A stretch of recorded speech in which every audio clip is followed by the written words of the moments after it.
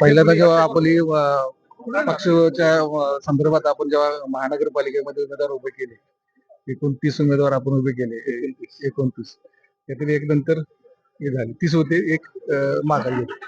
मुळात 20 वर्षानंतर जनस्वराज्यानं महानगरपालिकेमध्ये आले होते. आता आपण महायुतीचे घटक आहात, म्हणजे शिवसेना पक्षाचे असतील त्याचे.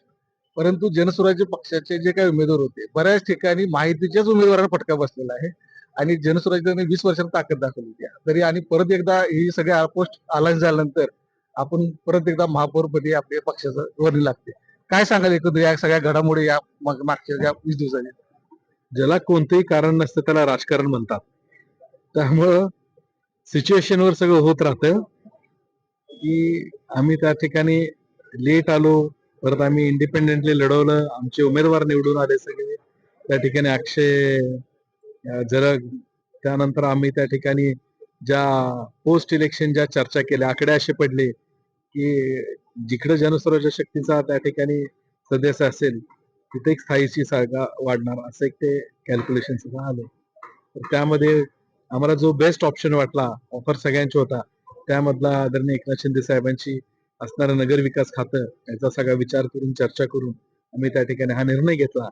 आणि काल त्या ठिकाणी विमानतळाजवळ आदरणीय एकनाथ शिंदे साहेब, आमदार विनिकोरे सावकर साहेब, खासदार धैर्यशील माने साहेब, त्याचबरोबर पालकमंत्री आबिटकर साहेब, आज आमदार राजश्री सागर साहेब आणि आम्ही सगळ्यांनी मिळून एक चांगली चर्चा करून हा विकासात्मक कोल्हापूर कसा पुढे न्यायचा याचा एक आम्ही सगळ्यांनी विचार केला. एक अजेंडा जो ब्लू प्रिंट आहे, सावकर साहेबांनी जसं आपल्या जाहीरनाम्याच्या परिषदेत सांगितलेलं त्यांचं एक विकासात्मक ब्लू प्रिंट, तर ती एका मिनिटात एका क्षणात त्या ठिकाणी आदरणीय एकनाथ शिंदे साहेबांनी मान्य केलं आणि आदरणीय मुख्यमंत्र्यांशी बोलून ती गोष्ट आपण मान्य करू अशा पद्धतीचा एक चांगला विचार त्या ठिकाणी आमच्या सगळ्यांमध्ये झाला.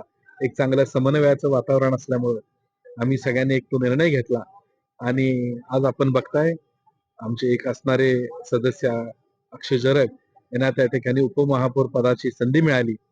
मी त्या ठिकाणी एकनाथ शिंदे साहेबांच्या मनापासून आभार व्यक्त करतो की त्यांनी जनस्वराज्य शक्ती पक्ष हा आपला छोटा भाऊ समजून त्यांनी त्या ठिकाणी आम्हाला प्रथम संधी दिली आणि त्याचबरोबर आम्हाला त्या ठिकाणी एक चांगला कोल्हापूर कसा विकास करायचा त्या विजनसाठी एक राबवण्यासाठी आमची त्या ठिकाणी टीम आम्ही आता कोल्हापूर शहरामध्ये डेव्हलप करतोय.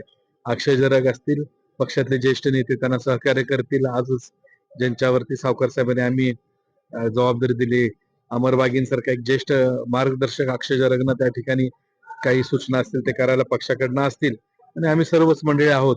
तर एक चांगल्या पद्धतीने जे आमचे त्या ठिकाणी ज्या 29 उमेदवारांनी आमच्याकडनं इलेक्शन लढवली आणि ज्यांनी त्या ठिकाणी पराभूत झाले त्यामध्ये प्रामुख्याने अण्णा बराले असतील, त्याचबरोबर रमेश पुरेकर असतील, त्याचबरोबर खाडे असतील आणि अनेक असे जे मतदार त्या ठिकाणी काही ना काही कारणानं पराभूत झाले, अशा सर्वच असणाऱ्या या उमेदवारांची एक सगळ्यांची बैठक घेऊन त्यांच्या सगळ्यांना मार्गदर्शन करून जनस्वराज्य शक्ती पक्ष पुन्हा एकदा कोल्हापूरमध्ये आम्ही अतिशय चांगल्या पद्धतीने पक्षाची बांधणी करणार आहे आणि त्यामध्ये पक्षाची पद देखील नेमून सगळ्यांवर जबाबदारी आम्ही देणार आहे आणि येणाऱ्या काळामध्ये जनस्वराज्य शक्ती पक्ष हा कोल्हापूर मधल्या प्रत्येक राजकीय घडामोडीमध्ये सक्रियपणे काम करेल एवढं मला या ठिकाणी विश्वास व्यक्त करायचा. खरं म्हणजे जेव्हा निवडणुका चालू होत्या महानगरपालिकेच्या, काँग्रेसकडून सातत्यानं जनस्वराज्य पक्षाला भाजपची बी टीम म्हणून समोर जाते आणि इलेक्शनचा रिझल्ट लागल्यानंतर असं लक्षात आलं की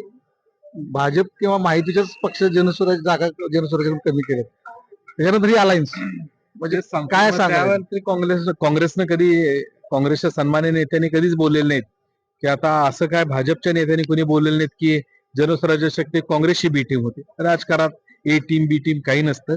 ज्यांना त्यांना आपला आपला अजेंडा असतो, त्या अजेंड्याप्रमाणे त्यांनी काम करायचं असतं आणि पुढे जायचं असतं. आमच्या सगळ्यांचे एकच त्या ठिकाणी अजेंडा आहे, विकास झाला पाहिजे, महायुतीचा विकास झाला पाहिजे. बस राज्याचे मुख्यमंत्री आदरणीय देवेंद्र फडणवीस साहेब यांच्या मार्गदर्शनाखाली विकसक महाराष्ट्र कसं पुढे जाईल, महाराष्ट्राचं विजन 100 दिवसाचा कार्यक्रम जो त्यांनी मध्ये राबवला त्यामधनं कशा पद्धतीने प्रगती या राज्याची केली जाईल याचा आमचा विचार आहे. देशाचे प्रधानमंत्री आदरणीय नरेंद्रजी मोदी साहेब यांच्या नेतृत्वाखाली एक देश अतिशय प्रगतीच्या दिशेने चालू आहे. कालच्या बजेटमध्ये नगर विकास, पायाभूत सुविधा आणि दळणवळण यासाठी सगळ्यात मोठं बजेट त्या ठिकाणी दिलं गेलेलं आहे. मला नक्कीच त्यामध्ये अभिमान वाटतो की हा अतिशय चांगल्या पद्धतीचा निर्णय आमच्या सगळ्यांचा झाला त्यामुळं निवडणुका होत्या, निवडणुकीनंतर निकाल लागले.